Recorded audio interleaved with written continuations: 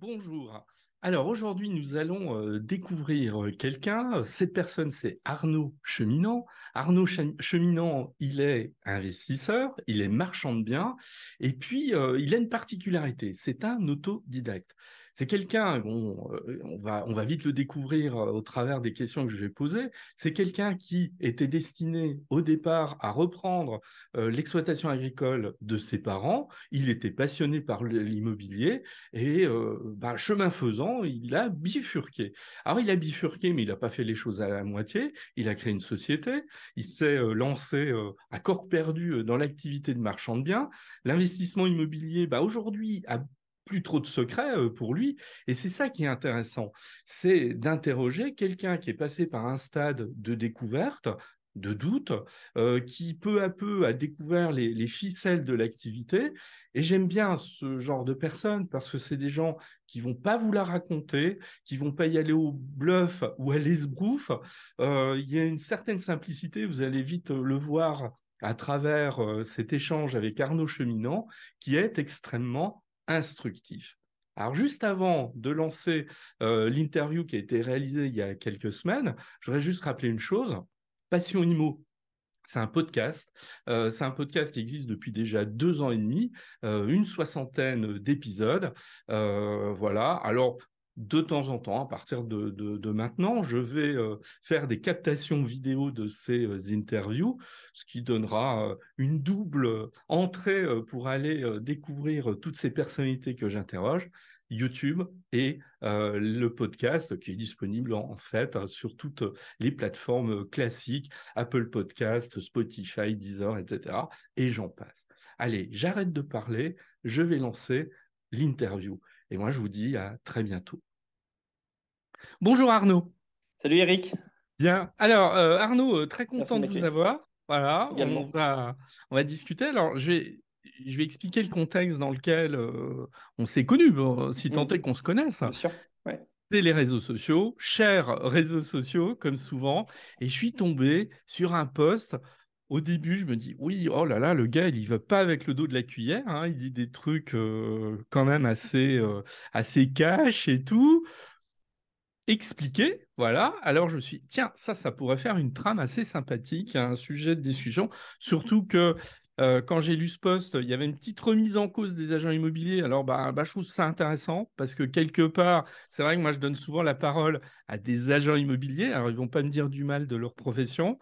Ça veut pas dire que vous avez dit du mal d'eux non plus, mais il y a un petit rire un peu critique. Alors c'est ça qui va être intéressant. Et c'est Eh ben, réciproque, hein, les agents immobiliers vis-à-vis de nous aussi, en tant que professionnels, en tant que marchands. On se rend compte que, voilà, on en reparlera après. On est bien d'accord. Ouais, tout à fait, tout à fait. J'ai pas toujours entendu des propos extrêmement sympathiques des agents immobiliers à l'égard des marchands de biens. Ça, Tout à fait. c'est une évidence. Bon, on va démarrer par du concret et du simple. Est-ce que vous pouvez vous présenter, Arnaud? Bien sûr Eric. Alors je m'appelle Arnaud Cheminant, j'ai 32 ans, je suis papa d'un petit garçon de 2 ans. Et en plus de cette vie familiale, j'ai deux entreprises dans l'immobilier. J'ai une première société qui se nomme, donc c'est 80% de mon temps, Gustave Capital, dans laquelle je suis associé avec trois autres copains. Donc en fait, c'est une société d'investissement spécialisée dans des opérations d'achat-revente. C'est-à-dire que nous, on va acheter des bâtiments à restructurer, qu'on va rénover, que l'on va revendre. Donc uniquement dans le patrimoine ancien. Et le but à moyen terme de cette société, c'est de devenir clairement un fonds d'investissement immobilier avec tous les agréments d'autorité de marché financier qui nous demandent derrière. Euh, donc ça, c'est le premier projet. Et le deuxième projet, c'est un projet qui est plus familial et où je suis totalement tout seul. Et là, en fait, le but, c'est de créer une foncière. Donc là, j'ai une petite foncière, voilà, on va dire familiale. Le but, c'est de la transmettre à mon fils, à mes enfants, où en fait, je loue des locaux commerciaux, de l'appartement. Voilà, j'ai plusieurs lots maintenant aujourd'hui que je développe moi de mon côté, sans association, vraiment tout seul. Et, euh, et donc, en fait, moi, je suis dans l'immobilier, ça va faire maintenant 4 ans. Mais en fait, avant ça, j'étais dans le milieu agricole. Moi, je suis fils d'agriculteur dans la région nantaise, petit-fils d'agriculteur. Mes meilleurs amis sont agriculteurs également. Et donc, en fait, naturellement, je voulais devenir agriculteur. Et en fait, pour X raisons, voilà, des raisons familiales à 28 ans, j'ai pas pu reprendre la ferme agricole. Il a fallu que je trouve autre chose. Et j'ai décidé de me réorienter dans l'immobilier. Et aujourd'hui, ça fait 4 ans que je fais ça. Voilà. Très bien. Donc vous avez 32 ans, si je fais le compte. Exactement, j'ai Ouais. 32 ans. C'est Bon, ça. très bien. Euh, j'ai quand même une question avant qu'on aille dans le cœur du sujet.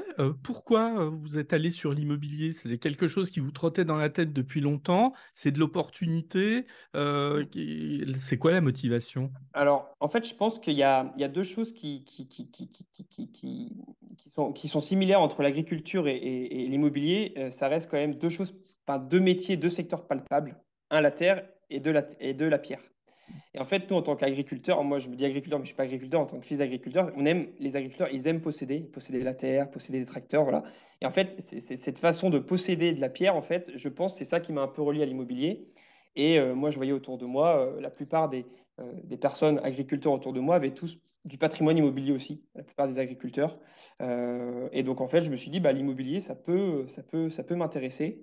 Et tout simplement, j'ai commencé à lire, regarder des vidéos YouTube et à lire des livres. Et je me suis pris de passion et aujourd'hui, voilà, j'ai dévoré des livres et des formations et je me suis lancé dedans à plein nez. Et aujourd'hui, c'est une vraie passion, voilà, l'immobilier. D'accord. Donc, Ouais, donc en fait, on peut presque dire que vous êtes un autodidacte de l'immobilier, en ah fait. oui, oui, oui, complètement. Bah, moi, Complètement. en fait, j'ai une formation d'ingénieur agronome à la base, Ouais. donc pas du tout dans l'immobilier. Donc, ouais, j'ai clairement appris sur le tas.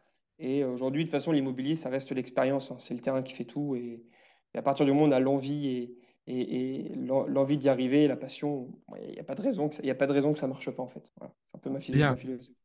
Alors, on va reprendre. Vous avez, il y a 3 semaines, publié un post sur LinkedIn où vous avez démarré de la manière suivante.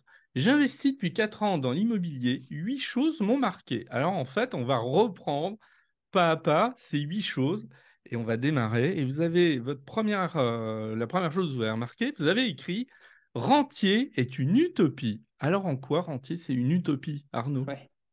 En fait, moi, quand j'ai démarré dans l'immobilier, je pensais que faire de l'immobilier, bah, c'était investir, toucher les loyers et partir à la plage au soleil.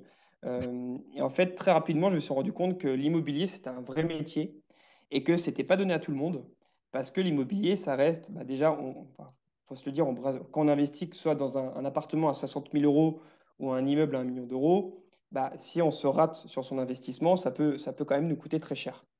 Et en fait, l'immobilier, ça reste un métier qui est très technique, je trouve, parce que bah, l'immobilier, il faut avoir des notions pour analyser un marché, il faut pouvoir lire un compromis, il faut trouver les bons interlocuteurs, il faut gérer les travaux, savoir lire un devis, gérer les artisans. Voilà, il faut savoir que sur un chantier, il y a tout le temps des imprévus. Donc, il faut être capable voilà, de pouvoir les gérer. Il y a toujours des travaux supplémentaires, des TS, comme on appelle dans le jargon. Et ensuite, bien évidemment, quand on a nos locataires, et bah, ça dépend si vous gérez en direct ou si vous passez par une agence. Si vous passez par une agence et qu'elle est compétente, bon, là, jusque-là, vous pouvez toucher vos loyers tranquillement. Par contre, vous perdez en rentabilité. Si vous tombez sur une mauvaise agence, comme malheureusement il peut y en avoir, bah, faut prendre le relais et là, ça demande de l'énergie. Retrouver une agence, gérer ses biens pendant que vous trouvez un nouveau partenaire. Et quand vous les gérez tout seul, comme moi, je gère trois quarts de mon patrimoine voilà, solo par moi-même, et bah, c'est gérer les locataires. Là, je vous prends un exemple tout bête. Aujourd'hui, j'ai un problème d'électricité dans un appartement. Le locataire m'a appelé 4 fois une semaine parce que l'électricien n'est toujours pas passé. Moi, l'électricien, j'ai dû l'appeler 4 fois. Il m'a dit qu'il venait, il n'est toujours pas venu. Donc, en fait, c'est une charge mentale, ça prend du temps. C'est gérer les loyers, sa comptabilité. En fait, il y a tout le temps plein de choses à faire en immobilier. Et après, il faut savoir que pour gagner sa vie en immobilier, il faut beaucoup, beaucoup de biens. Que vous soyez marchand de biens, bah, marchand de biens, ça demande beaucoup de techniques. Bah, il y a Florent d'ailleurs qui est passé avec toi, Eric, la dernière fois. Ouais, tout à Et fait. voilà, il a Ouais, clairement dit que c'est un vrai métier ouais, technique ouais. et que bah, aujourd'hui, c'est beaucoup, beaucoup. Voilà, faut avoir le cœur bien accroché. Et bah, pareil, dans l'investissement immobilier, dans la location, il faut beaucoup de biens, faire beaucoup d'acquisitions. Il faut envoyer. En fait, il faut envoyer. Il ne faut pas faire d'erreur. Et donc, en fait, on ne dort pas sur nos deux oreilles et il y a toujours des problèmes en permanence. Donc, en fait, il Ouais. faut avoir une capacité de résilience qui est ultra importante. Et moi, comme je dis aujourd'hui, l'immobilier, c'est un actif. Et c'est un actif actif et c'est pas un actif passif. Voilà. C'est-à-dire qu'on n'est Hmm. pas passif en immobilier. Et aujourd'hui, c'est un vrai métier. Moi, quelqu'un qui demain me dit bah, je vais investir dans l'IMO et je veux m'occuper de rien et je veux toucher mes loyers et basta, bah, je lui dis non, c'est pas fait pour toi parce qu'aujourd'hui, l'immobilier, c'est un métier comme un autre et ça demande de l'abnégation, du temps, de la technique. Voilà. Et voilà, moi, c'est comme ça que je le conçois. Donc, moi, aujourd'hui, des rentiers, franchement, aujourd'hui, j'ai pas rencontré de rentier immobilier. Voilà. Pour le moment, j'en connais pas. J'en connais pas. Aujourd'hui, on a. Ouais, mais pour être très honnête, j'en ai croisé rarement. J'en connais un, mais Ah, lui, voilà. ouais, mais il a 450 biens immobiliers. Ouais. Voilà. Ah ouais, Ouais. alors Ah, on est dans autre chose là. et après, je pense même 450 biens immobiliers, ça veut dire faut gérer quand même ces intermédiaires. Ouais, Il y a tout à la fait. rénovation, il y a la rénovation derrière parce que 450 biens, au bout de 10 ans, un bien, enfin, il se dévalorise et tout, donc il faut le rénover. Donc c'est à nous de s'en occuper. Au mieux, on a des salariés, mais ces salariés, il faut les gérer derrière pour Oui, les oui, grosses oui, foncières. mais même lui se considère pas comme un rentier, parce qu'en Voilà, fait, donc il arrête pas, hein. C'est un monsieur qui a pas loin de 78 ans aujourd'hui, hein, mais il est toujours ultra actif. Et il ah, est c'est très ça, actif. Voilà. c'est ça. Oui, en fait, le message que tu veux faire passer, euh, c'est pas tout ça, ça va être chronophage, quoi. Voilà, faut pas négliger cette dimension, ça va prendre beaucoup, beaucoup de temps. C'est très chronophage l'immobilier. Et moi, je le vois chez des marchands ou des investisseurs qui ont 20 ans, 30 ans d'expérience. Tout le monde nous dit que c'est chronophage et la plupart de tous ces marchands investisseurs, tu as eu Florent la dernière fois, Florent, il Hmm. développe une application à côté. Parce Oui. qu'en fait, l'immobilier, c'est tellement chronophage et c'est toujours pareil que tu as besoin intellectuellement de t'épanouir ailleurs sur un autre projet qui est différent, entre guillemets, de l'immobilier. Hmm. Parce qu'en fait, l'immobilier, c'est que tu achètes un bien à 60 000 ou un bien à 1 million d'euros.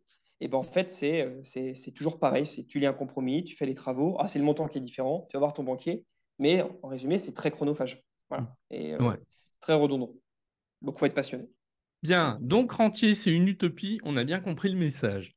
Deuxième chose qui t'ont marqué et qui t'a indiqué en fait dans ce poste, se former avant d'investir est indispensable. Alors là, ça m'intéresse d'autant plus que bah, enfin c'est moi qui t'ai qualifié, mais tu as confirmé, tu es un peu un autodidacte. Alors comment tu t'es formé et en quoi Ouais. tu te dis aujourd'hui, bah oui, c'est essentiel. Bah, en fait, moi, il faut savoir que l'immobilier, je ne me serais jamais lancé si j'avais pas. Je pense que pour se lancer dans l'immobilier aujourd'hui, il y a quand même des prérequis à avoir, à connaître, avoir quand même des bonnes bases, avoir des bonnes fondations. C'est-à-dire que c'est tout bête aujourd'hui, il faut savoir calculer une rentabilité. Moi, Hmm. avant, je ne savais pas calculer une rentabilité, je ne savais même pas comment calculer une rentabilité et qu'est-ce qu'il y avait, qu'est-ce qu'on comptait comme charge, par exemple. Voilà, il y a différentes charges. Bah, je ne savais pas qu'il fallait prendre la CFE, je ne savais pas qu'il fallait prendre le gestionnaire locatif, je ne savais pas qu'il fallait prendre les imprévus. Voilà, il y a plein de choses ce dont je ne savais pas. Et donc, en fait, moi, j'ai commencé tout simplement à lire des livres sur l'immobilier qui m'ont passionné. Donc, déjà, tu apprends pas mal de bases dessus. Ensuite, j'ai suivi une formation en immobilier, je n'ai suivi qu'une qui m'a appris les bases. Mais après, donc ça m'a appris les bases de comment analyser un marché, voilà, comment calculer un rendement, c'est quoi le prix au mètre carré, parce que je ne sais pas, on parlait de prix au mètre carré, mais je ne sais pas vraiment ce que ça voulait dire. Comment lire un compromis également. Puis après, il faut savoir que j'ai appris sur le terrain. Moi, tous les marchands que j'ai rencontrés, ils m'ont tous dit, de toute façon, l'expérience, tu l'as fait sur le terrain. Donc aujourd'hui, il faut les bases, il faut des bonnes fondations, voilà. Il faut savoir de quoi on parle, il faut connaître un peu le jargon. Puis ensuite, on apprend sur le terrain, parce que l'immobilier, chaque investissement est différent. Il y a tout le temps plein de problématiques. Il y a des problématiques auprès des artisans des travaux, une problématique sur la partie plutôt juridique au niveau de l'urbanisme. Voilà, ça reste très complexe, surtout aujourd'hui, nous, dans le sud de la France, dans le Var et les Alpes-Maritimes, ça devient très compliqué au niveau de l'urbanisme. Donc, en plus, l'urbanisme est totalement, les règles d'urbanisme sont différentes d'une commune à l'autre. Hmm. Donc, c'est ça qui est extrêmement complexe. Donc, en fait, on apprend au fur et à mesure, on fait des erreurs, on ne choisit pas voilà, les bons intermédiaires, les bons partenaires. Et puis, au fur et à mesure, ça s'affine. Et même aujourd'hui, moi, j'ai rencontré des professionnels qui ont plus de 20 ans, ils me disaient encore aujourd'hui, ils font des erreurs. Mais le problème de l'immobilier, c'est qu'une erreur, en plus, ça peut coûter quand même très cher. Oui, quand Donc, en même. fait, Hmm. ouais, ça coûte très cher. On peut gagner beaucoup d'argent, mais on peut en perdre aussi beaucoup. Donc, moi, oui, je suis un autodidacte. Par contre, je me suis quand même formé. C'est-à-dire qu'aujourd'hui, il n'y a pas réellement de formation qui existe sur le marché pour savoir investir dans l'immobilier. C'est des petites formations par-ci, par-là. Il n'y a pas que des bonnes formations. Ah, mais oui, on est Voilà, faut faire d'accord, mais attention. on en a parlé aussi dans l'épisode avec Florian, c'est que effectivement, il y a quand même il y a des discours complètement surréalistes hein, dans ce domaine-là, des gens qui promettent monts et merveilles, des rendements délirants, etc., et qu'on pignon sur rue, c'est-à-dire qui proposent des formations. sur les réseaux sociaux, etc. Et on se dit, mais c'est quoi? Ça n'a rien de Mais sérieux, en fait. ben, moi, ça, au début, j'y croyais. Ouais. C'était possible. Et en Mm. fait, quand j'étais confronté au terrain, je me suis vite rendu compte que c'était pas possible. Ouais. C'était pas possible. Et en fait, c'est la réalité du terrain qui te fait revenir sur Terre, en fait. Ouais. Et puis après, quand tu es passionné, bah, tu apprends. Voilà, moi, j'apprends encore plein de choses. C'est-à-dire qu'aujourd'hui, je suis sur un projet de division foncière. Ouais. Acheter un appartement et le louer et réaliser un projet de division foncière pour un projet de marchand, bah, c'est voilà, c'est totalement différent. C'est-à-dire qu'on parle de permis d'aménager. C'est quoi un permis d'aménager, d'aménagement? C'est quoi un permis de construire? C'est quoi une DP? Voilà, il y a plein. C'est quoi une viabilisation? Qu'est-ce qu'on compte dans une viabilisation? Donc tout Mm. ça, en fait, il faut l'apprendre et je l'ai appris sur le terrain, en fait, Ouais, tout ouais. simplement. Oui, et tu vois, si je peux me permettre, bon, tu dis effectivement, il faut se former avant d'investir, c'est indispensable.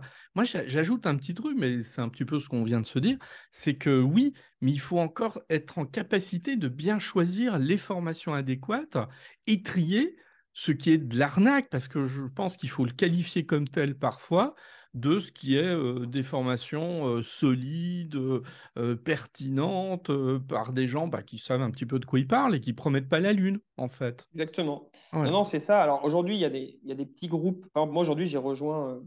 Aujourd'hui, il y a des groupes. Par exemple, il y a une fédération de marchands de biens qui a été créée tout à avec fait. Grace. Oui. Voilà, donc qui essaye de professionnaliser le métier avec des formations à la fois pour les débutants, mais aussi les plus expérimentés. Donc en fait, on commence à voir quand même des acteurs qui commencent à créer voilà, des formations, des groupes un peu, on va dire, reconnus avec des experts. Mais Mm, pour moi, il n'y a rien de vraiment formel. C'est en train de se faire grâce à des personnes comme Eric. mm. Donc, c'est en train de venir petit à petit. Mais aujourd'hui, non, il y a clairement rien qui t'apprend comment investir dans l'immobilier. Et même, je pense pas dans tout ce qui est BTS et tout, je suis pas sûr que ça existe aujourd'hui. Ah, pas en BTS. Non, pas en Ouais, BTS. voilà. Bah non, moi Non, j'enseigne en BTS également et non, on peut pas. C'est pas fait pour ça. c'est C'est ça. clair, très clairement, c'est pas fait pour ça. Bien. Alors, troisième enseignement, affirmation que euh, tu avais dit, il faut visiter beaucoup de biens pour trouver sa pépite. Alors, t'en as visité tant que ça des biens immobiliers pour trouver des pépites?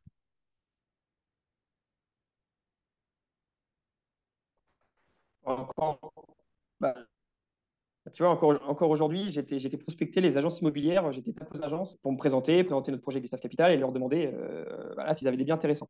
Donc en fait, aujourd'hui, il faut faire beaucoup. Déjà, quand on démarre, pour que l'œil s'habitue, je pense qu'il faut faire beaucoup de visites. Parce qu'au début, la première fois que je suis arrivé dans un bien, qu'est-ce qu'il faut regarder? J'ai ma petite liste qu'on m'avait donnée. Voilà.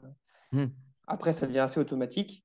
Mais déjà, il faut habituer l'œil au début. Donc, moi, ce que je préconise au début, c'est déjà faites beaucoup de visites, même si les biens ne sont pas intéressants, c'est pas grave. Faites beaucoup de visites, allez vous habituer, rencontrez les agents IMO, discutez avec eux. Il y en a plein qui sont très intéressants avec qui vous pouvez échanger, qui vous apprennent pas mal de choses aussi, pas mal d'informations, qui vous donnent pas mal d'infos. Donc, ça allez visiter un maximum. Et encore aujourd'hui, tu vois, nous, on a beau avoir un réseau, le marché aujourd'hui se tend un peu plus, il y a moins d'opportunités sur le marché. Hmm. Donc, bah, malheureusement, aujourd'hui, nous, on a plus trop, on a notre téléphone qui sonne un petit peu moins. Donc, aujourd'hui, bah, pour alimenter la machine, il faut qu'on aille prospecter. Donc, aujourd'hui, j'étais à Saint-Maximin. Je vais à Toulon toute la journée. On a plein de visites de prévues avec des agents d'immeubles. Avec un de mes associés, j'y vais. Demain, on a des visites sur Grasse. Donc, en fait, aujourd'hui, je visite beaucoup de biens. Et en fait, aujourd'hui, si vous voulez attendre sur votre canapé qu'un bien arrive, ça ne se passera pas comme ça parce qu'en plus, l'immobilier, ça reste un métier de rencontre et d'humain et d'homme avec un grand H, hein, homme et femme, hein, mais homme avec un grand H. C'est son réseau et c'est comme ça que les opportunités arrivent. Mais pour ça, il faut faire beaucoup de visites en amont. Et encore aujourd'hui, on en fait encore beaucoup. Et même les plus expérimentés en feront encore beaucoup, hein. Voilà. Oui, oui, oui. En gros, pour donner, bon, c'est toujours parlant, sur l'ensemble des biens sur lesquels tu as investi, tu estimes qu'à chaque fois, en moyenne, tu as dû visiter combien de biens pour en sélectionner un et investir dedans? Hum, je t'avoue que je vis. En fait, on va dire que mes opérations d'investissement locatif, moi en perso, j'ai pas visité tant de biens que ça. Par contre, parce que je trouve que c'est plus facile de trouver des biens en investissement locatif, trouver des biens entre 7 et 10 que de trouver des projets marchands. En fait, j'ai beaucoup plus prospecté sur des projets marchands parce qu'on regarde une marge qui est quand même assez importante en tant que marchand. Voilà, il faut qu'on sorte une marge. Et en fait, je pense qu'aujourd'hui, je te prends un exemple tout bête. Ce mois-ci, j'ai dû prospecter, allez, je dois prospecter une bonne dizaine de biens par semaine en ce moment. Ah, c'est quinzaine pas de jours. mal. Ah oui, ouais, Ouais, là, ouais. je pense depuis le début du mois, je dois être à 20, ouais, une bonne vingtaine 20 biens depuis, je pense, depuis le début du mois, 25 biens. Mm. J'en ai encore prévu les prochaines semaines. Donc ça met du temps. Tu vois, mon tout premier bien que j'ai acheté, j'ai dû faire 5 ou 6 biens avant de me, avant de l'acheter. Après, voilà, comme je dis, il vaut mieux faire que par faire. Et pas non plus attendre. Je dis la pépite, mais pas non plus attendre la pépite. À un moment donné, il faut se lancer. Voilà. Voilà, si tu attends le 15%, tu ne l'auras pas. Ah Déjà, moi, oui, mon ouais. premier bien, j'ai acheté à 7% de rendement, ce qui est Ouais. très bien à Marseille. Tu vois, j'étais content. Certains m'ont dit, ouais, tu aurais pu acheter à plus, à 10%. Ouais, non, moi, 7%, j'étais content. Ça m'a débloqué voilà, mes sens. Et en fait, ça te débloque mentalement, ça débloque ton mindset. Et ça te permet de passer à la seconde étape. Mais voilà, il faut en visiter quand même pas mal.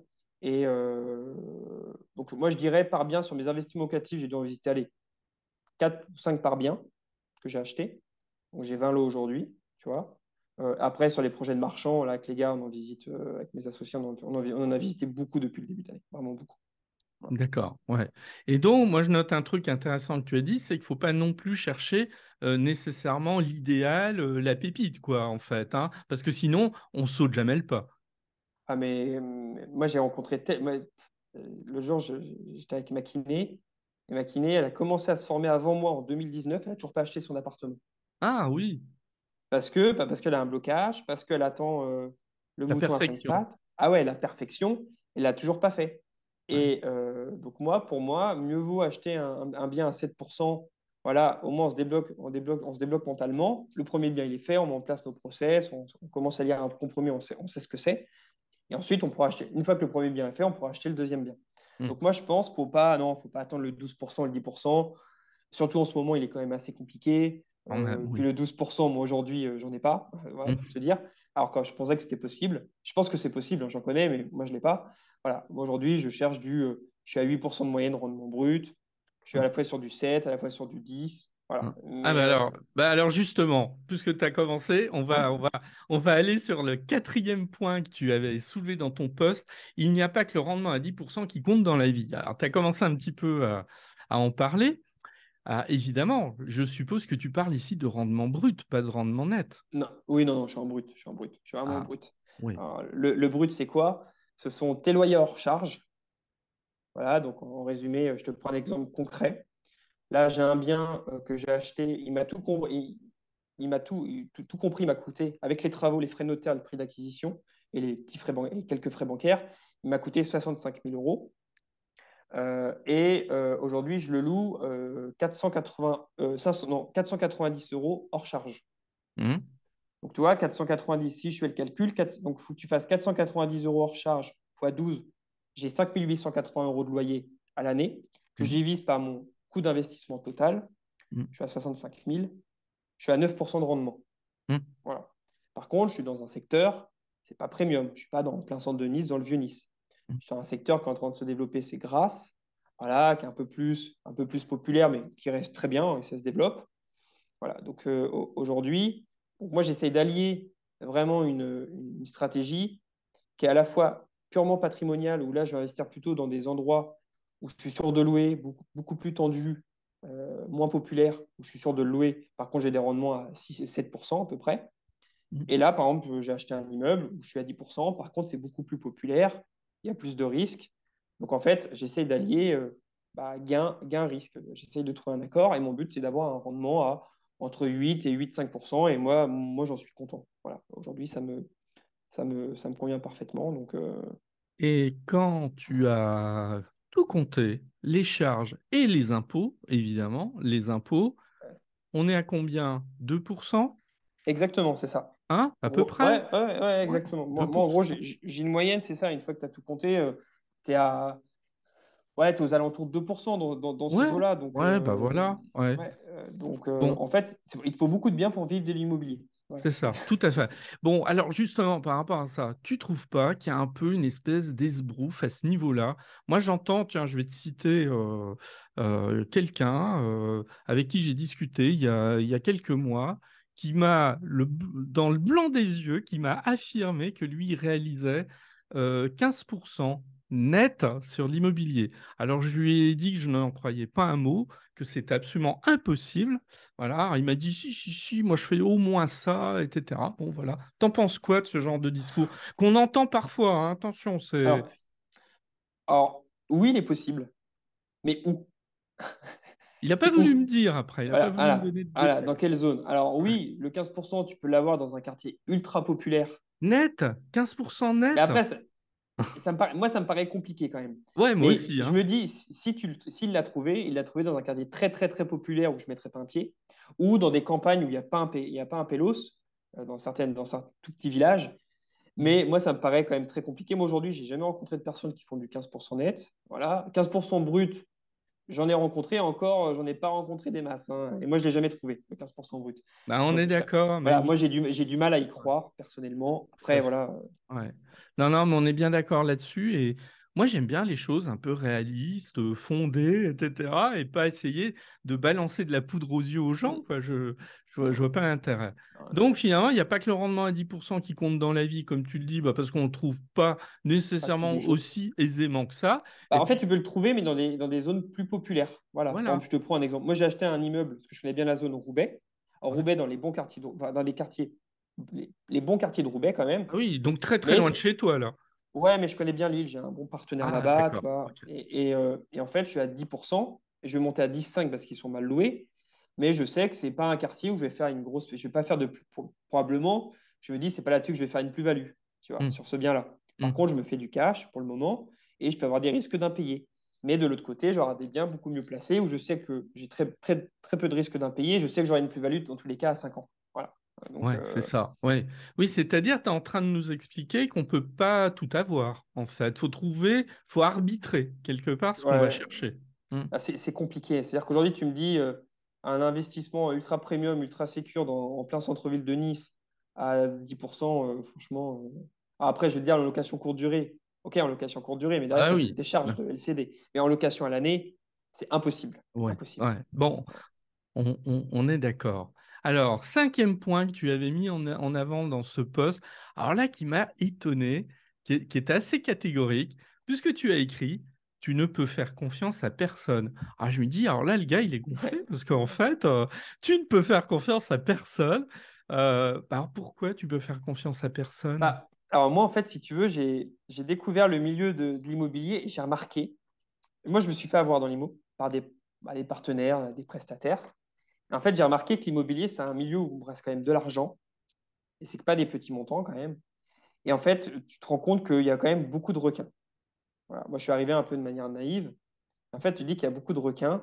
Et je me suis fait avoir. Et en fait, je me suis rendu compte qu'il fallait tout contrôler. Alors, j'étais un peu loin quand je dis qu'il faut faire confiance à personne. Moi, je te parle de mon partenaire dans le Nord qui m'a trouvé le bien, qui me gère les travaux, qui me gère la gestion locative. J'ai confiance en lui. Hmm. Par contre, ça n'empêche pas le contrôle. J'ai confiance en lui, mais ça n'empêche pas le contrôle. C'est-à-dire que derrière, moi, je vais contrôler ce qu'il fait. Là, je monte à Lille pour contrôler les travaux. Il me rénove 2 appartements, même Hmm. si j'ai confiance en lui ça n'empêche pas le contrôle. Et demain, voilà, moi, c'est mon avis. J'ai confiance quand mes 5 amis sur le doigt d'une main et mon frère, mes parents et ma femme et mon fils, quoi. Ouais, ouais, Voilà. ouais. Moi, je suis un peu comme ça parce que l'immobilier, c'est un milieu où il y a beaucoup d'argent. Moi, j'ai entendu beaucoup, beaucoup d'histoires d'animaux. Beaucoup se sont fait avoir. Et donc, en fait, moi, aujourd'hui, c'est partout pareil, c'est très compliqué et je reste quand même très méfiant. Voilà, il faut avoir fait plusieurs opérations ensemble pour que je commence à avoir confiance. C'est-à-dire que ce n'est pas en une opération que je vais avoir confiance aux partenaires, à l'agent immobilier par exemple. Il faut en faire plusieurs, il faut qu'ils me le prouvent et ça prend, surtout l'immobilier, c'est des projets qui durent longtemps, ça va prendre 3 ans hein, pour que j'ai confiance en quelqu'un. Et voilà, mais encore, j'ai même pas, enfin, j'ai confiance, mais je contrôle systématiquement. Voilà. Ouais. Donc, Ouais, donc quelque part, tu veux dire oui, que tu as un peu abandonné ta posture naïve, ce qui n'est pas un reproche, parce que je veux dire, la hmm. naïveté, c'est bien aussi hein, Ouais. d'avoir une certaine candeur à l'égard des choses. Tu as abandonné un petit peu ça, en fait. Ouais, ouais, je suis beaucoup moins naïf Ouais. et surtout qu'il y a beaucoup de beaux parleurs en IMO, euh, immobilier, partout, hein, que ce soit investisseurs marchands, agents IMO, tous, hein, quand même. Et je me méfie, j'y vais un peu avec du recul. Et voilà, je sais comment ça fonctionne, donc voilà, je fais quand même très attention. Et tu vois, pour choisir mes associés, on s'est associés ensemble. mais ça faisait 4 ans que je faisais. En gros, pour t'expliquer dans mes associés, j'ai mon artisan avec qui je me suis associé, Gustave. Il a fait plusieurs opérations avec moi. Il a rénové avant que ça devienne un copain, il a rénové plusieurs appartements. Donc, je sais ce qu'il vaut. Mon avocat, il a géré voilà, des litiges. Bah, je sais ce qu'il vaut, on s'entend bien. Donc, voilà, j'avais confiance en lui, parce qu'il a bien travaillé. Et mon troisième associé, j'ai réalisé déjà plusieurs opérations avec lui, tous les deux, ces 4 dernières années. Et je sais que, voilà, pour le moment, il ne me l'a pas mis à l'envers. Donc, en fait, aujourd'hui, voilà, moi, j'ai confiance en mes associés à Hmm. 100% parce que ça fait déjà 4 ans qu'on bosse ensemble. Voilà. Ouais, Et ils m'ont d'accord. prouvé que Ouais. je pouvais avoir confiance en eux. Mais tu vois, tu parlais de beaux parleurs. Je soupçonne que celui que j'évoquais il y a quelques minutes, qui m'annonçait des super Ouais. rendements, je pense que c'est un beau parleur en fait. Oui, Voilà. il y en a beaucoup, il y en a beaucoup. Il y en a Oui, beaucoup. Faut faire attention. Les chiffres sont beaucoup gonflés dans l'immobilier. Et ça, oui, je veux vraiment le dire à ton audience, à tes auditeurs. oui, vas-y, oui. C'est quand souvent, quand on parle avec un investisseur, on est débutant, on parle avec un investisseur, souvent, ils te disent qu'ils ont 10% de rendement et ils te disent qu'ils ont 15% de rendement, mais en fait, ils en ont 10. En Hmm. fait, ils sont enfin, la plupart, ils gonflent enfin, moi, j'ai remarqué que beaucoup gonflaient leurs chiffres. En fait, il y a un moment donné, quand tu le sais, tu te rends compte qu'en fait, il les a gonflés. Il y en a quand même beaucoup qui gonflent leurs chiffres et en fait, il n'y a pas autant de marge que ça, il n'y a pas autant de rendement que ça, ils ne font pas autant d'opérations qu'ils disent. Voilà. Donc, Hmm. voilà, si j'ai un conseil, c'est surtout rester focus sur votre vision, votre stratégie, sur vos objectifs et n'écoutez pas trop ce qui se dit autour parce que voilà, c'est quand même beaucoup de vent, à mon sens. Voilà. Bien. Là, je reste cash dans ce que je dis, hein, parce que Oh sinon, là, mais au voilà. contraire, mais au contraire. Alors, sixième précepte que tu avais mis en avant, sans réseau, t'es mort. Ouais. Alors, oui, sans Ouais. réseau, t'es mort. Qu'est-ce que tu peux nous Ouais, dire là-dessus? voilà, l'immobilier, comme je disais, c'est un métier d'homme avec un grand H, un métier d'humain, de rencontre, et c'est que ça. Là, je t'ai parlé de mes associés, ce sont des rencontres grâce à l'immobilier. La plupart des opportunités qu'on m'a apportées, ce pas des opportunités que j'ai trouvées sur le bon coin, jamais. C'est souvent des agents que j'ai contactés via le bon coin. J'ai visité le bien, ils ne m'intéressaient pas. Euh, mais le feeling est bien passé, ils m'ont apporté des nouvelles opportunités. Et en fait, c'est en entretenant ces relations que bah, on arrive à développer son réseau. Et toi, je reprends Florent, ce qu'il disait dans son dernier podcast. Dans son téléphone, il a 4000 contacts Hmm, en 20 ans. hmm, Tout son réseau. Son hmm. réseau, il est énorme. C'est Et ça. bah ouais, bah en fait, aujourd'hui, l'immobilier, c'est que du réseau pour trouver des opportunités. Pourquoi un agent immobilier va plus t'appeler toi qu'un autre marchand, qu'un autre investisseur? Voilà. Donc, c'est le réseau. Il faut entretenir le réseau. Il faut aller manger avec eux. Il faut les relancer. Il ne faut pas péter plus haut que son cul. Voilà, il faut rester humble. Et en général, ça passe. Moi, les investisseurs, les marchands que j'ai vus qui traitaient un peu l'agent immobilier en mode one shot, c'est-à-dire que voilà, ils l'ont fait un peu à l'envers à l'agent immobilier. Tu peux être sûr que l'agent immobilier ne les rappellera jamais. Et c'est dommage parce que l'agent immobilier pourrait lui apporter de nouvelles affaires. Et ben nous, en fait, c'est un donnant-donnant. Je te prends un exemple tout bête. Aujourd'hui, j'ai un agent immobilier qui me présente un bien avec ma société Gustave sur un projet d'achat-revente, et ben Hmm, c'est lui systématiquement qui est à la revente. Tu vois? Lui, en fait, hmm. il a une double commission. Il a à la fois durant la vente et durant la revente. Donc, en fait, c'est comme ça qu'on se crée aussi son réseau et ses affinités. Et donc, en fait, moi, j'estime que son réseau est mort. Et en plus, un bon artisan, je te prends sur la partie artisan, bah, trouver un bon artisan, c'est très, très, très compliqué. Moi, Ouais, je ouais, touche ouais. du bois aujourd'hui parce que j'ai jamais eu de problème au niveau des artisans. Alors, des petits problèmes, mais franchement, par rapport à d'autres, j'ai jamais eu de problème. Et en fait, aujourd'hui, le réseau, une fois que tu as tes bons artisans, tu as tes bons partenaires, logiquement, ça roule. Par contre, tu mets du temps à les trouver et tu essuies pas mal d'embûches quand même durant quelques mois, quelques années avant de trouver les bons. Voilà.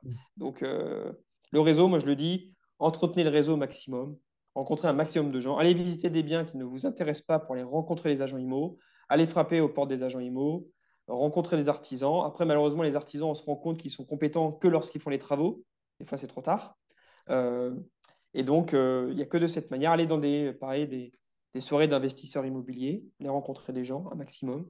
Et c'est comme moi, par exemple, LinkedIn, j'ai développé mon réseau. Aujourd'hui, je suis ici grâce à toi, Eric, grâce à LinkedIn. Donc, voilà, j'ai rencontré pas mal de marchands qui ont plus de 20 ans d'expérience grâce à LinkedIn, Mais donc oui, grâce au réseau. Donc, c'est que le ouais. réseau, réseau, réseau, réseau, l'immobilier, c'est que ça. Ouais, tout à fait. Alors, moi, j'aime bien entendre ce discours et tu vois, je vais te. Enfin, c'est pas une anecdote, mais c'est malheureusement un constat que je fais.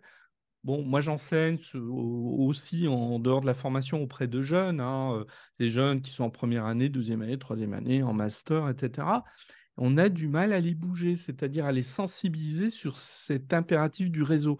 Alors certains le comprennent très vite et ils sont à fond là-dedans, et malheureusement, on en voit beaucoup qui sont un peu repliés sur eux-mêmes et qui ont beaucoup de mal à assimiler en fait cette exigence. Et parfois, il leur faut des années pour comprendre qu'effectivement, ce réseau, il est central par rapport aux compétences qu'ils acquièrent par ailleurs dans le cadre de leurs études. Ouais, Ah, mais oui, non, mais bah après, voilà, il y en a qui ont des personnalités plus introverties, donc bien sûr. ça peut mettre plus de temps. Mm. Après, il y en a aussi bah, voilà, qui veulent tout de suite, malheureusement. Aussi, ouais, Et malheureusement, l'immobilier, c'est pas tout de suite. L'immobilier, c'est un vrai travail de fond. C'est-à-dire que trouver les bons agents, trouver des opportunités, c'est du boulot. C'est beaucoup de terrain, visiter beaucoup de biens. Ça demande vraiment, c'est très chronophage, donc il faut du temps. Moi, aujourd'hui, je pourrais pas mener de front Gustave Capital et un autre métier à côté en tant que salarié. Impossible. mm, C'est-à-dire qu'aujourd'hui, tu vois, prospection aujourd'hui, prospection demain, prospection vendredi. mm, Voilà. Et je pars toute la journée. Donc, c'est mm. que ça. Voilà. Donc, D'accord. pour rencontrer des agents, au maximum. Ouais. Bien. Alors après le réseau, ton septième point, tu vois, on n'est pas loin des 10 commandements là, hein, en fait. Hein. Ouais, c'est vrai qu'on en Septième est pas. C'est point, vrai qu'on en oui, est pas oui. loin. Alors, tu écrivais, il ne faut pas hésiter à casser le prix. Alors, explique-nous, casser le prix. C'est un jeu ou non? Tu penses que... Non. Alors, attention, il y a casser le prix et casser le prix. Quand je dis casser le prix, ça veut dire faut le justifier. En fait, il faut l'amener aussi à l'agent immobilier qui va l'amener au vendeur. C'est-à-dire que si tu as un bien, là, je te prends un exemple, là, j'avais un bien, on s'est positionné sur un bien, bon, ça a été refusé. Et par contre, l'agent immobilier, il a pas mal. Parce qu'en fait, il a pas mal pris. Ça a été une maison à 490 000 euros. Nous, on a fait notre estimation de travaux. Elle était beaucoup trop chère. Nous, en fait, on voulait la toucher à 380 000 euros. Donc, la baisser de 120 000 euros. Par contre, on n'est pas arrivé à l'agent immobilier et lui dire, écoute, voilà, moi, je l'avais à 380, c'est ça ou rien. En fait, on est arrivé auprès de lui pour lui expliquer, bah, nous, c'est 380 000 euros parce que, un, il y a 300 000 euros de travaux, parce que c'est une maison qui a été construite dans les années 60 et qui n'a jamais été finie depuis 40 ans, Hmm, tu vois. Il y a hmm. eu des infiltrations d'eau dans la maison. Aujourd'hui, bah, c'est une maison où il n'y a pas grand monde dessus, ils ont du mal à trouver des acheteurs. En fait, on a fait une proposition. On l'a amené de cette manière. L'agent immobilier a tout à fait compris, parce qu'il voit qu'il n'y a pas non plus 10 000 personnes qui frappent à la porte de la maison. On l'a amené à 380 000. La personne nous l'a refusé. Voilà, pas très bien. Peut-être qu'elle reviendra vers nous dans 2 mois, dans 3 mois. Mais en fait, quand tu casses le prix, il faut le justifier. Et aussi une chose, c'est que moi, quand j'ai quelqu'un, souvent les agents immobiliers, en fait, souvent, moi, quand je vais les voir pour leur dire, écoute, ça coûte combien? Enfin, combien tu peux me la revendre? Je veux dire, la maison, si je te l'achète, combien tu me la revends? Souvent, ils ont un peu tendance à surestimer les prix de revente. Tu vois, par exemple, un bien à 1 million d'euros, ils vont dire, bah, écoute, ça se revend, franchement, ça se revend à 1,2 million facile. En fait, tu te rends compte sur ton analyse, ça vaut 1 million d'euros. Donc, en fait, si derrière, tu ne justifies pas ton prix, parce que lui, il ne va pas comprendre pourquoi tu lui achètes, je ne sais pas moi, tu lui achètes 500 000 euros, alors que lui, il avait un prix à 700.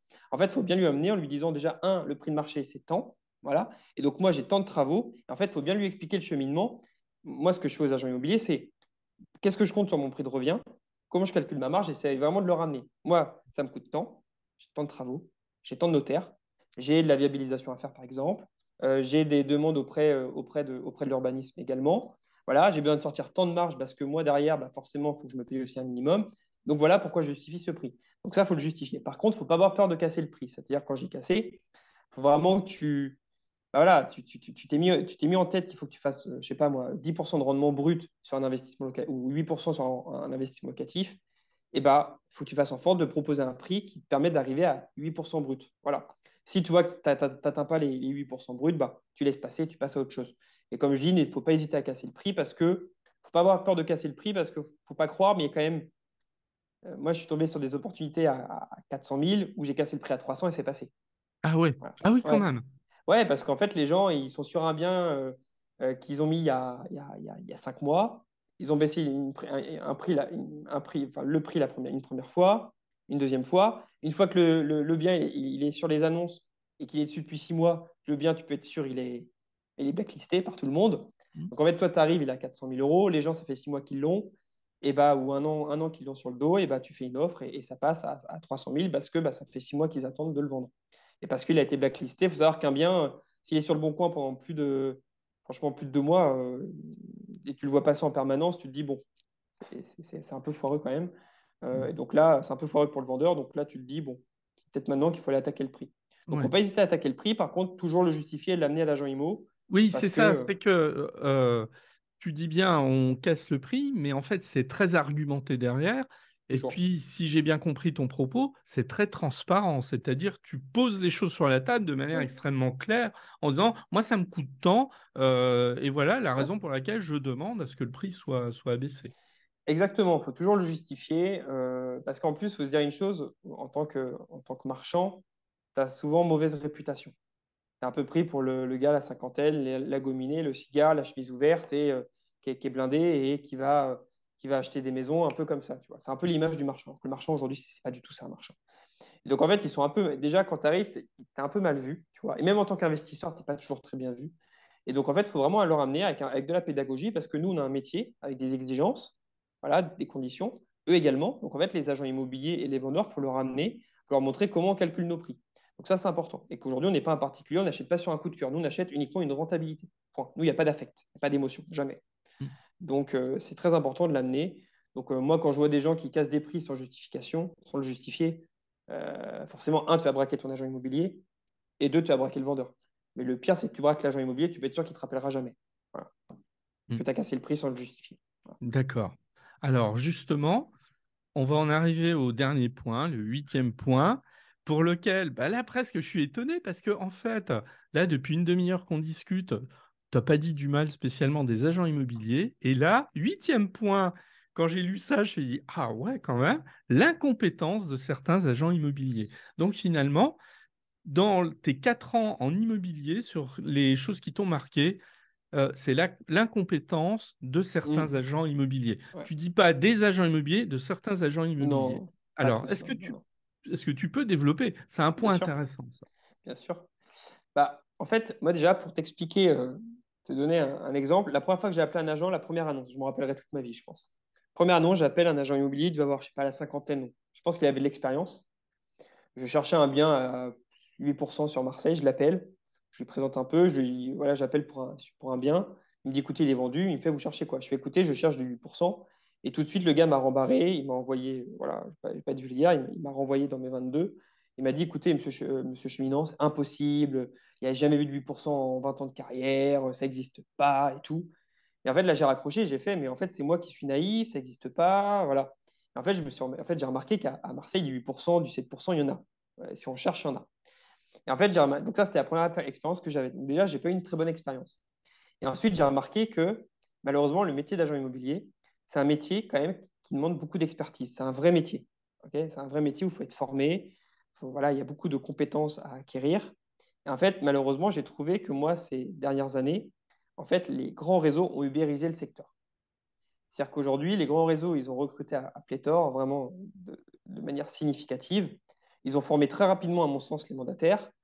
Beaucoup aussi de personnes veulent se reconvertir en tant qu'agent IMO parce qu'ils pensent qu'ils peuvent se faire voilà, une commission à 15 000 euros ou 30 000 euros comme ça. Sauf qu'en fait, ça ne se passe pas comme ça. Et en fait, ça détériore, à mon sens, l'agent immobilier. Parce qu'aujourd'hui, un agent immobilier, bah, c'est du relationnel. Il faut qu'ils aient aussi bah, des compétences techniques. Euh, en fait, on le sent tout de suite quand un agent immobilier est compétent. Aujourd'hui, moi, je te prends un exemple tout bête, à Saint-Maximin, à Sainte-Baume, dans le Var. J'ai été tapé aux portes des agences. J'en ai rencontré 10. Il y en a 7 pour qui je n'ai pas du tout accroché. J'ai senti que j'étais un client lambda et je sentais que ça ne percutait pas. Par Mhm. contre, il y en a 3. On a parlé de changement d'affectation. On a parlé on a parlé d'urbanisme, on a parlé de pas mal de choses et j'ai senti que les gens comprenaient leur sujet et comprenaient mes attentes. Et en Mhm. fait, ça se voyait tout de suite, les gars et femmes, ils avaient 15-20 ans d'expérience. Mhm. Et en fait, moi, à mon sens, aujourd'hui, l'ubérisation du secteur de tous ces grands réseaux qui ont recruté de manière significative, ça, malheureusement, je suis tombé sur beaucoup d'agents immo qui travaillaient pour ces réseaux et qui, en fait, n'avaient pas l'expérience, qui faisaient ça juste pour l'argent. Et j'ai plein d'expériences qui montrent que, en fait, il n'y avait aucun accompagnement. Et moi, donner 5% de commission à un agent immo qui n'a pas envie de bosser, qui ne connaît même pas les charges de l'immeuble, ou qui me donne les clés pour dire, écoutez, c'est vous qui montez à l'appartement, j'ai pas envie de monter. Moi, donner 5% pour ça, j'ai pas trop, voilà, c'est pas trop mon délire. Euh, Moi, donner 5% à un agent immo qui m'accompagne vraiment de A à Z, qui est dispo pour aller visiter à plusieurs reprises avec les artisans, qui en plus m'accompagne, pourquoi pas, sur les démarches d'urbanisme, parce qu'il y en a certains, ils le font. On sent qu'il y a un vrai accompagnement de leur part derrière. Les gars, ils t'envoient toutes les infos en une seule fois, pas en 10 fois. Ils t'envoient pas un premier diagnostic, un deuxième 2 jours après, un troisième 4 jours après. Euh, bah, on voit l'agent immobilier qui est carré. Et aujourd'hui, un bon agent immobilier, il n'y en a pas partout. C'est compliqué d'en trouver. Par contre, il y en a. Tu vois, aujourd'hui, moi, j'ai parlé avec un agent, il m'a dit qu'il y avait quand même 100 000, je crois, 100 000 agents immobiliers mandataires en France. Ce qui est énorme, 100 000. Alors, je sais pas, tu me diras si je me trompe, hein, Ouais, mais ah, bah, bon, le chiffre est pas évident à estimer, hein. Bon, il est un peu inférieur quand même. Mais bon, oui, oui, par contre, très clairement, oui, il y a eu beaucoup de recrutements ces 5 dernières années. ouais. Et ça, malheureusement, ils ont voulu faire du volume au détriment de la qualité. Et malheureusement, ça a détérioré le métier. Pourtant, dedans, il y a des très, très bons agents qui sont passionnés de leur métier. Et en fait, c'est ceux-là. Et limite, c'est même à nous, en tant que professionnels, de les choyer, ces agents IMO. Ouais, ouais, Plus qu'à eux, il faut les choyer parce qu'on veut créer un partenariat avec eux pour qu'ils nous apportent des opportunités. ouais, Et c'est ouais. ceux-là qu'il faut trouver. Et quand on les trouve, faut pas, voilà, faut pas, faut être super, super rigoureux, attentionné avec eux et ouais, les choyer parce que trouver des pépites comme eux, je parlais de pépites d'opportunités immobilières, il y a aussi des pépites d'agents qu'il faut garder auprès de nous. Et nous, on en a. C'est-à-dire que nous, aujourd'hui, on trouve un bien immobilier dans un quartier, on appelle nos agents, nous, on fait déjà notre estimation. Et on a nos partenaires IMO avec Instantané qui sont devenus pour certains des copains. On les appelle, on leur dit écoute, qu'est-ce que tu penses de ce prix-là? Est-ce que tu penses que le prix de revente, c'est que ça correspond? Attends, je reviens vers toi. Le mec qui revient vers moi 1 heure après. Hum, Voilà, hum, parce qu'on a hum, tissé un lien avec eux. Donc hum, voilà. Donc ça, par contre, pour rencontrer des bons agents immobiliers, bah faut en rencontrer beaucoup, hum. beaucoup, beaucoup. Voilà. Mais Mais donc finalement, ça rejoint ce qu'on se disait sur le réseau, quoi, parce que c'est ce ça. réseau va se constituer aussi en éliminant un certain nombre de personnes que tu vas Ouais, rencontrer et ne conserver bah, que ceux qui correspondent à ton éthique, à ton exigence technique, exactement. etc. En fait. Exactement. Et en fait, moi, il y a souvent un truc que j'aime bien, pour comparer le bon d'un mauvais. Je ne peux pas être bon d'un mauvais, ce serait très réducteur de dire ça, mais souvent ce que je leur demande, c'est combien vous pouvez me le revendre, le bien.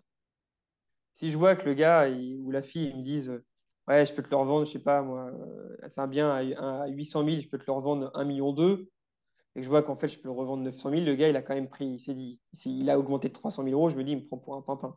Hum, Donc là, dans ces cas-là, je me dis, bon, il n'est pas sérieux. Par contre, s'il se trompe de 50 000, 100 000, bon, voilà, bien évidemment. Mais quelqu'un qui, voilà, souvent, j'aime bien demander le prix de revente. hum, J'aime bien souvent, je les teste pas mal, les agents immobiliers, lors des visites, pour voir s'ils s'y connaissent un peu. Et en fait, ça se sent tout de suite, hein. Franchement, le gars qui connaît son projet et celui qui ne le connaît pas, ça se sent tout de suite. Et c'est comme ça que je sais. Et puis, il y a le feeling qui passe tout de suite. Et c'est comme ça que ça, ouais, c'est comme ça que ça se, ouais, comme ça que ça se passe. Euh, donc, en fait, il n'y a pas que des mauvais. Il n'y a pas que des mauvais, il y a aussi des très, très bons.